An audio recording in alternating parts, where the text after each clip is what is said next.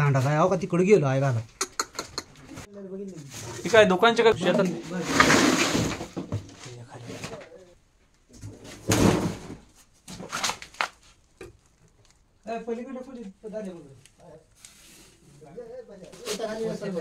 कुठले ह्या काय आहे ना काय का काय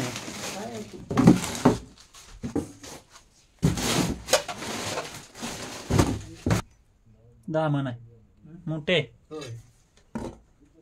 माझं लाट लागलो कापा इथं आलो की फटाके वाजवायचे घ्यायला बर आम्ही घ्यायला तिथं गेलो तर तिनं एकदम अशी मुंडकं काढली तिथं मला पळा येईना बाहेर. फटाका वाजवायचं हे कशाला घेतलं होतं ते असं त्याच्यात हे टाकून असं पाणी टाकायचं कशाबद्दल बागला पाकर राखाय हा हा मला वाटलं सापासाठी का काय मग बाई लक्षात आलं माझ्या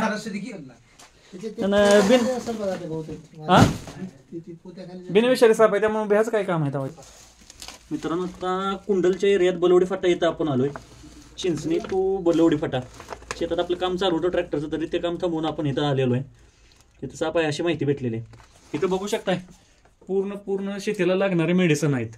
हार्ड वास आहे. लोक तुम्ही घरात साप आल्यानंतर फॉरेट टाक काय टाक केमिकल टाक हे औषधं टाक करताय कारण त्या वासाने साप जात आहेत.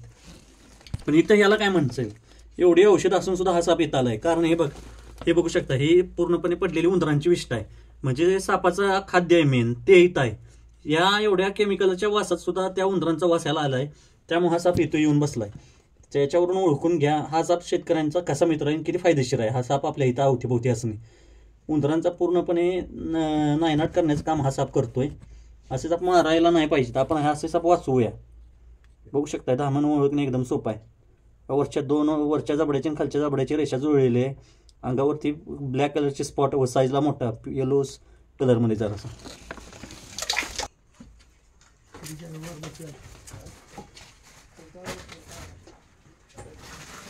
दांडा काय का तिकडे गेलो आहे घाला संत भाऊ एक 8 फुटाच्या आसपास असेल 7 फूट तर जास्त बघा या की इकडे ही बघा की आत तोंडायचं दादा ओढ ना काय दादा ओढून चालतच नाही ना हाड सुटते पायाकडे बघा दाणा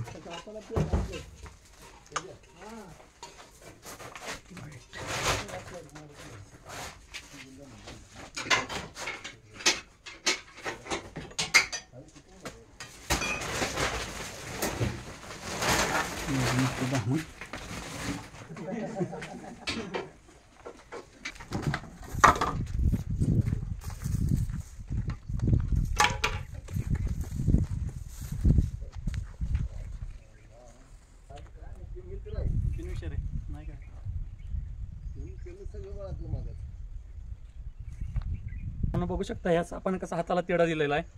स्वसंरक्षणासाठी हा तिडा दिला आहे. मला चावायचं किंवा काय करायचं म्हणून हा तिडा दिलेला नाही. रॅट स्नेक आपण पकडलाय. पूर्णपणे बिनविषारी जातीचा सर्वात लांब येणारा हा साप आहे.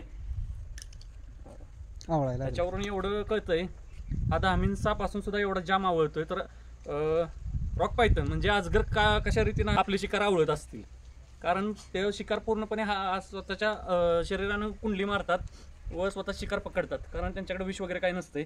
त्याच्यामुळेच हे या सापाला पूर्वी कोणती तरी जखम झालेली आहे जी नॅचरली भरून आलेली आहे. हे बघू शकताय जुने जखमेचे खून आहे.